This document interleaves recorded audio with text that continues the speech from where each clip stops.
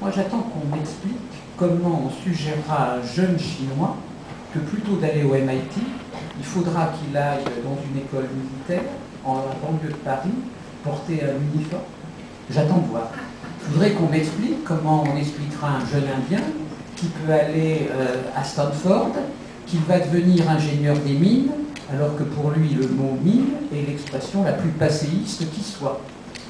J'attends de voir comment, face à des universités qui ont un capital équivalent à la capitalisation boursière des mains de valeur du CAC 40, et donc des revenus afférents, on aura des petites entités qui s'enorgueillissent d'avoir des promotions de 80 personnes par an qui tiendront la route.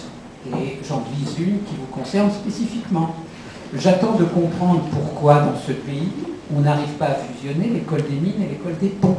Quelle révolution copernicienne! Fusionner l'école des mines et l'école des ponts. Non, mais un pays où on n'est pas capable de faire ça est un pays qui peut s'inquiéter sur lui-même.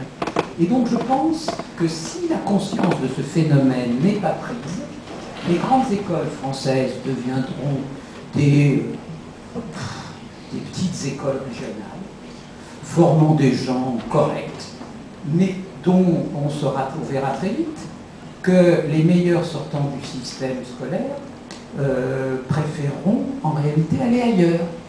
Et que d'ores et déjà, des pères de famille dans les milieux privilégiés s'interrogent sur le fait de savoir s'il faut que leurs enfants aillent en hypoto pour aller dans une école d'ingénieurs ou si on ne les envoie pas tout de suite aux États-Unis ou à Oxford.